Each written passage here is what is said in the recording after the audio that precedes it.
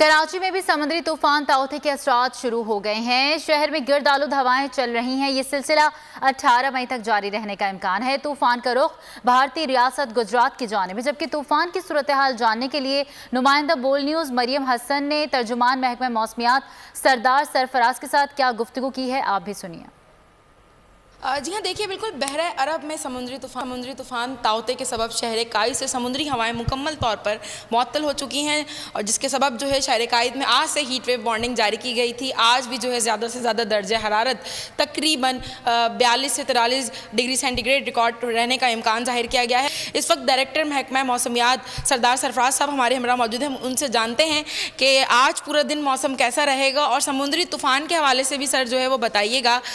جی دیکھیں، کل جو سچویشن تھی اس میں ایکچولی یہ تھا کہ اس کا ٹریک اگر میں آپ کو نقشے پہ دکھاؤں تو یوں نارتھ ویسٹ ورڈ آ کے اور پھر کراچی کے قریب سے ادھر ٹرن ہو رہا تھا، لیکن گزشتہ 24 گھنٹے کے دوران اس کے ٹریک میں کافی تبدیلی آئی ہے۔ اب یہ یہاں پہنچنے کے بجائے یہ انڈین جو گجرات ہے اس سے یہیں سے ڈائیورٹ ہونے کا اس کا زیادہ امکان ہے، اور ابھی کی آگے کی جو فورکاسٹ ہے ماڈلز دکھا رہے ہیں وہ یہاں سے ڈائیورٹ ہو گیا، تو اس لیے ہماری ساحلی پٹی کو کوئی ایسا جتنا خطرہ نہیں رہا۔